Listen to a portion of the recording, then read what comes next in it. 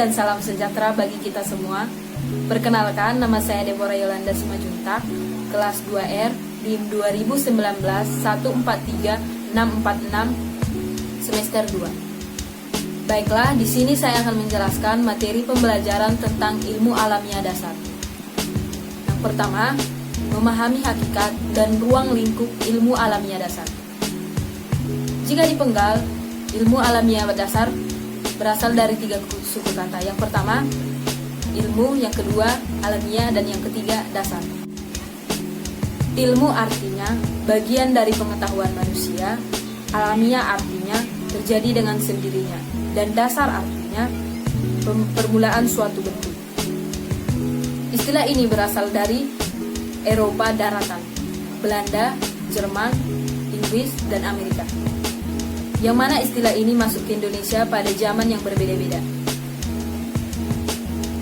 Ilmu alamiah dapat dilihat dalam arti luas dan dalam arti sempit.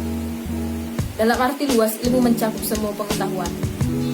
Ilmu alamiah atau biasa disebut ilmu pengetahuan atau natural science merupakan pengetahuan yang mengkaji tentang gejala-gejala dalam alam semesta termasuk di muka bumi ini, sehingga terbentuk konsep dan prinsip. Ilmu alamiah dasar hanya mengkaji konsep-konsep dan prinsip-prinsip dasar yang esensial saja.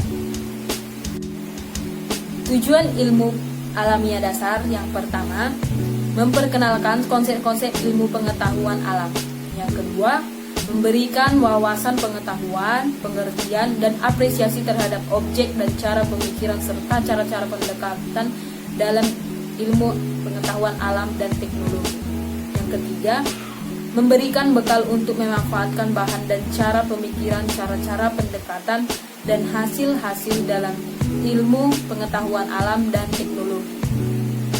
Yang keempat, mengembangkan interaksi yang selaras dan disiplin-disiplin ilmu eksanta maupun non-eksanta.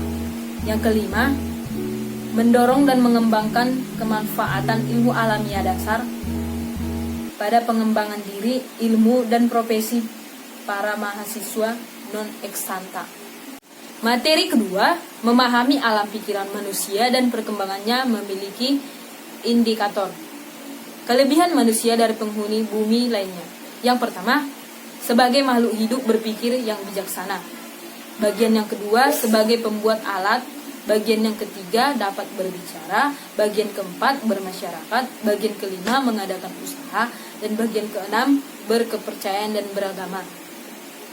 Keunggulan manusia dari makhluk lain mempunyai kemampuan berpikir logis dan analisis, mampu mengakumulasikan dan mengembangkan pengetahuan, rasa ingin tahunya tinggi, serta alam pikiran dan penalaran manusia berkembang. Materi selanjutnya, materi ketiga, memahami perkembangan ilmu dan pengembangan ilmu alam. Ilmu pengetahuan alam merupakan kumpulan pengetahuan tersusun secara sistematis yang didasarkan pada penyelidikan dan interpretasi terhadap peristiwa-peristiwa atau gejala alam melalui metode sikap alamiah. Asal mula alam semesta dengan segala isinya termasuk proses, mekanisme, sifat benda maupun peristiwa yang terjadi. Rasa ingin tahu dan terbentuknya ilmu pengetahuan.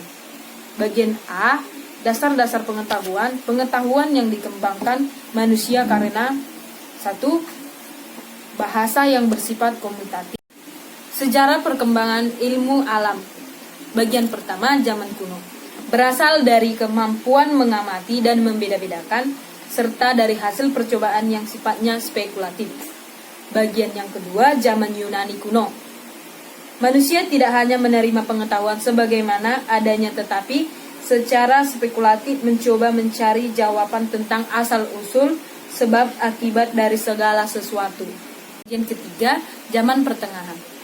Ahli alamiah menerima pendapat 4 buah unsur dan bahkan menambahkan 3 lagi, yaitu air raksa, balerang, dan garam. Air raksa adalah logam yang mudah menjadi uap. Balerang mudah terbakar dan memberi warna. Garam tak dapat terbakar dan bersifat tanah. Selanjutnya, materi keempat, memahami perkembangan ilmu. Ilmu pengetahuan adalah ilmu yang mempelajari tentang pengungkapan rahasia dan gejala alam. Syarat-syarat pengetahuan alamnya. Yang pertama logis, objektif, metodis, sistematis, universal, kumulatif, berkembang. Langkah-langkah operasional metode ilmiah. Pertama, perumusan masalah. Kedua, penyusunan kerangka. Ketiga, perumusan hipotesis.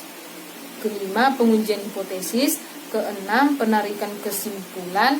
Keempat, perkembangan ilmu pengetahuan alam. Dimulai pada manusia memperhatikan gejala-gejala alam, mencatat kemudian mempelajarinya. Kemudian makin bertambah dengan pengetahuan yang diperoleh dari hasil pemikirannya. Baiklah, materi selanjutnya, materi kelima, dapat memahami bumi sebagai bagian dari tata surya dan alam semesta. Memiliki 7 indikator. Yang pertama, pembentukan alam semesta. Yang kedua, pembentukan tata surya. Yang ketiga, karakteristik tata surya. Yang keempat, struktur bumi. Yang kelima, karakteristik bumi dan satelitnya. Yang keenam, karakteristik matahari. Yang ketujuh, pembentukan benua dan samudra. Materi keenam, teori ledakan atau Big Bang. Teori asal bumi sampai sekarang belum sampai teori yang benar-benar tepat untuk mengembangkan masa depan alam semesta.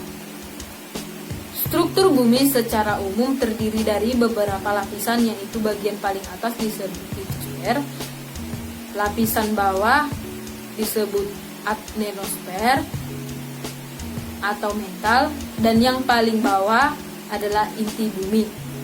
Kemudian memiliki sistem tata surya yaitu 8 planet: Merkurius, Venus, Bumi, Mars, Jupiter, Saturnus.